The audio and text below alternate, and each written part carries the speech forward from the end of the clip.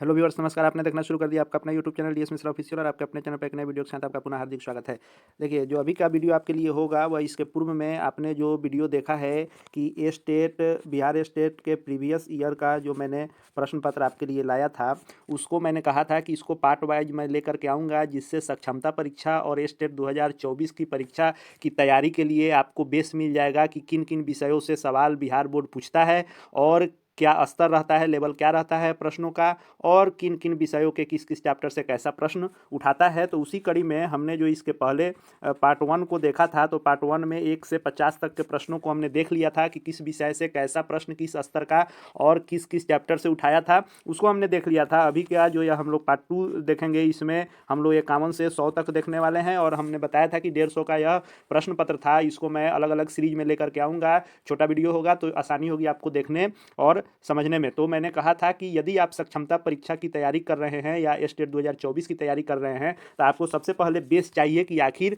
Syllabus जो रखा गया है उस सिलेबस के अनुसार प्रश्नों का लेवल स्तर क्या रहेगा और कहाँ से किस विषय के कैसे प्रश्न उठाए जाते हैं। इसीलिए मैंने यह बीएसईबी के द्वारा ही जो स्टेट की परीक्षा में सीबीटी मोड में ही जो परीक्षा हुई थी कंप्यूटर पर ऑनलाइन, और स्टेट की परीक्षा जो हुई थी उसका जो यह आंसर की होता है, यानी कि जो परीक्षा देने के बाद आपको भी यदि सक्षमता परीक्षा 2024 देंगे या स्टेट 2024 देंगे, तो आपको भी परीक्षा के बाद ऐसा ऑफिशियल आंसर की मिलेगा जो आंसर सहित आता है, जिसको आप देख सकते हैं कि आपका कितना सही हो रहा है। उसी का यह आंसर की का पीडीएफ है, जिसके पहले सीरीज को हमने देख लिया है, दूसरा सीरीज हम देखने वाले हैं। ऐसे ही धीरे धीरे सभी विषयों से संबंधित प्रश्न आप देख पाएंगे कि किसका लेवल कैसा रहता है, स्तर प्रश्नों का क्या रहता है। तो वीडियो आपके लिए महत्वपूर्ण होने वाला है, वीडियो में अंत तक बने रहिएगा। और यदि चैनल को सब्सक्राइब नहीं किया तो चैनल को सब्सक्राइब करके बेल आइकन को प्रेस कर लीजिएगा, ताकि आगे भी आपके सक्षमता परीक्षा एवं स्टेट 2024 से जुड़ी हर लेटेस्ट अपडेट आपको मिलती रहे। तो हमने 1 से 50 तक देख लिया था, जैसा कि मैंने बताया। यदि उस पार्ट 1 के वीडियो को आपने नहीं देखा है अभी तक, जिसमें मैंने इन 1 से 50 तक के प्रश्नों को आंसर सहित बताया है और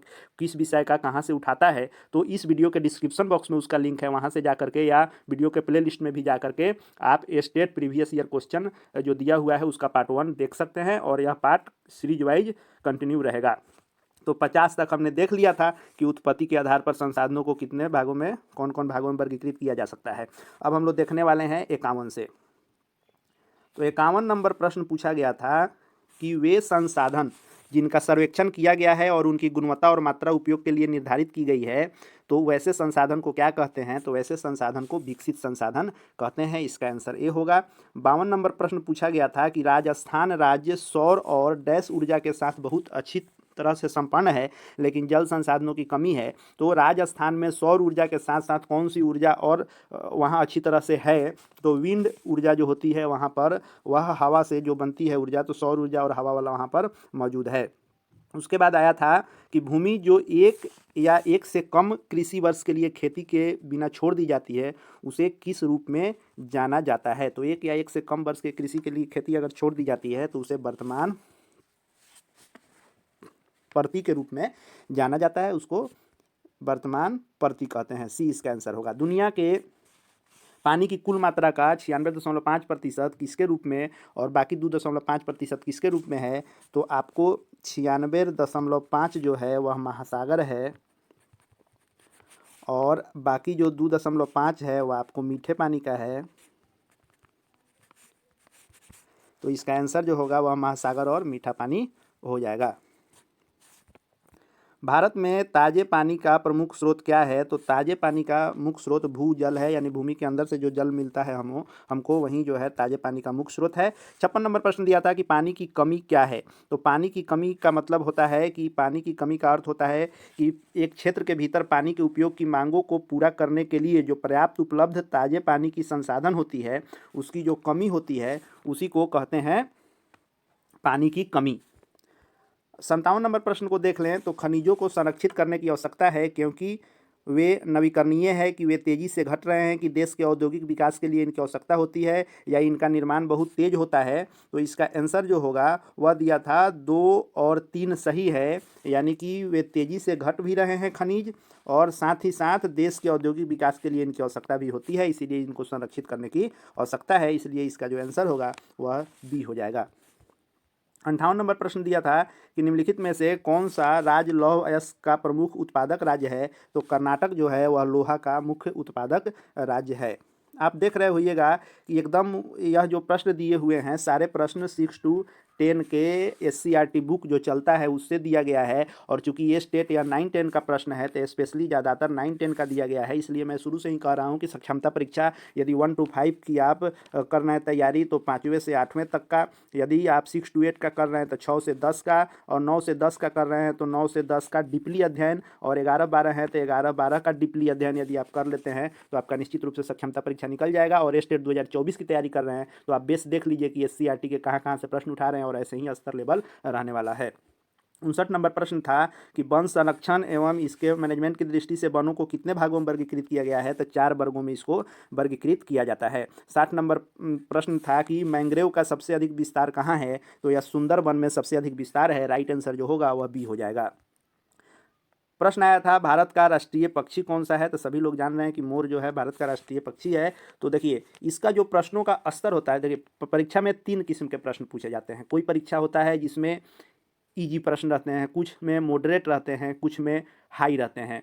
तो इसमें क्या रहता है कि कुछ परीक्षाओं में मॉडरेट टू हाई प्रश्नों का लेवल रहता है, कुछ में रहता है सिर्फ हाई दे देता है, कुछ में सिर्फ मॉडरेट रहता है, कुछ में इजी टू हाई रहता है।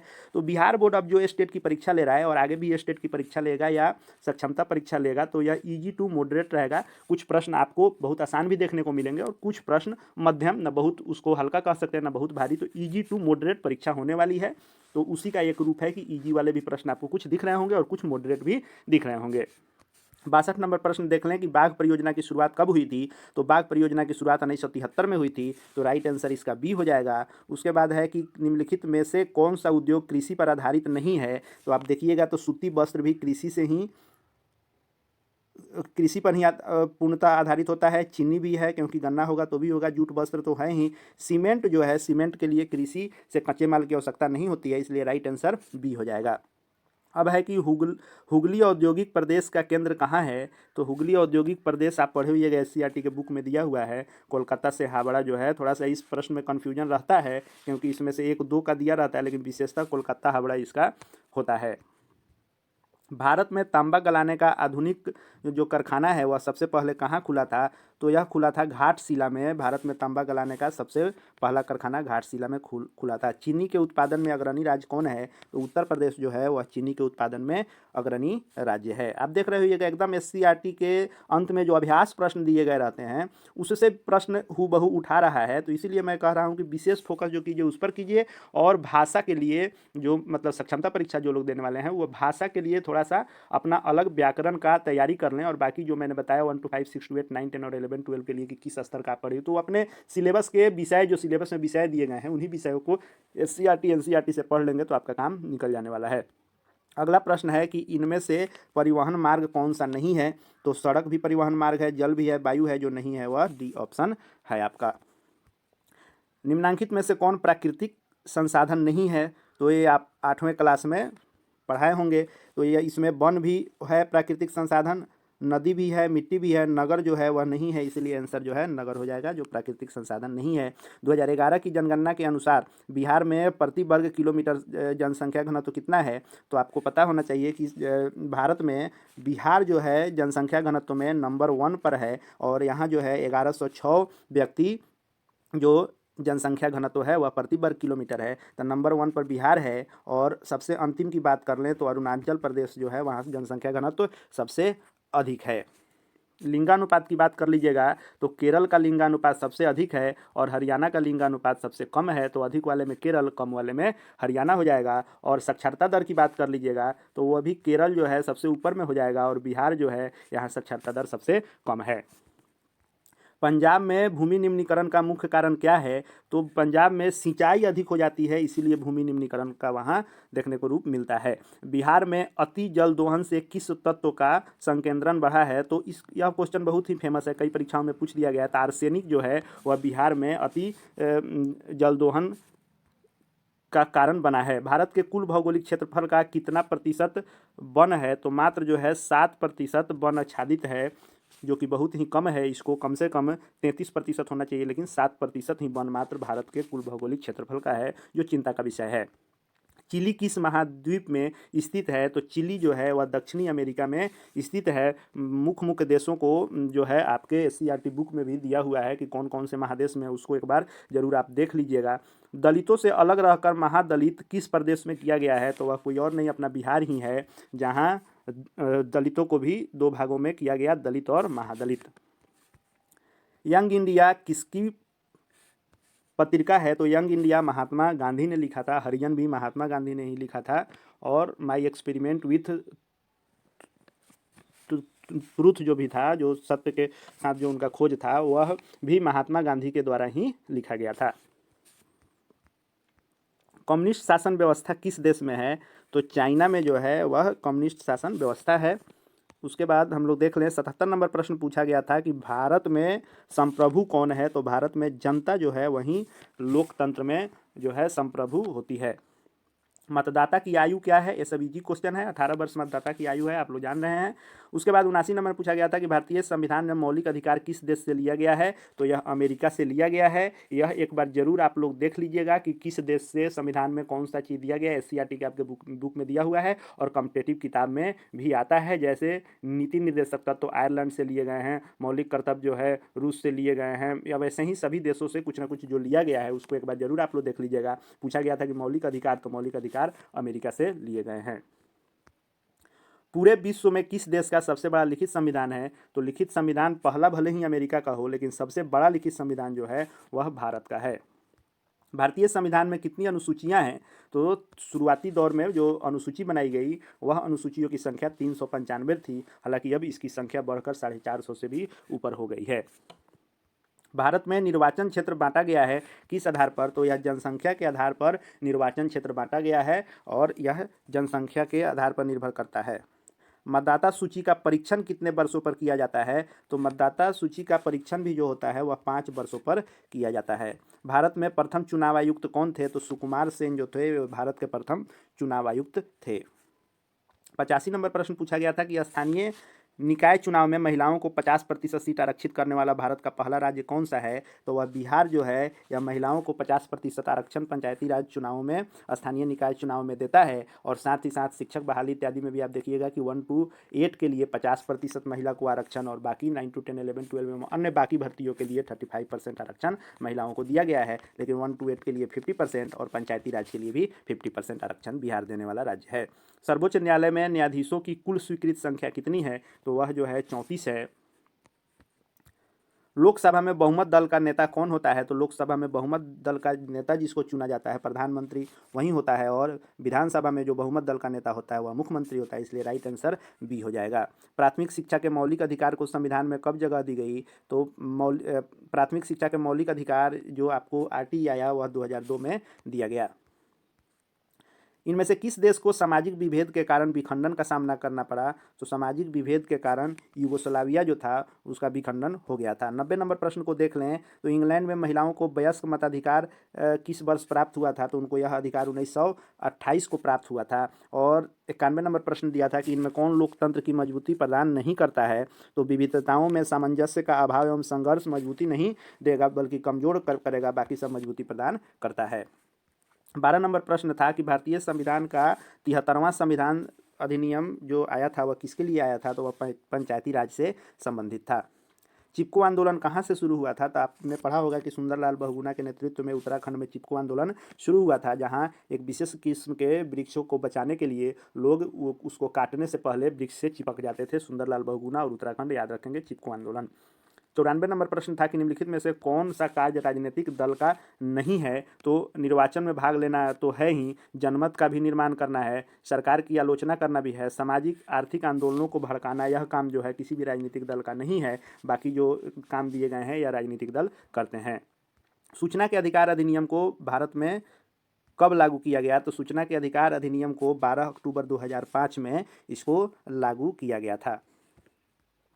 96 नंबर प्रश्न है कि निर्वाचन में राजनीतिक दलों के लिए आचार संहिता का निर्माण और उसकी घोषणा कौन करता है? तो स्वाभाविक बात है कि किसी भी प्रकार का जब चुनाव होता है तो उसके आचार संहिता इत्यादि का घोषणा निर्वाचन आयोग ही करेगा।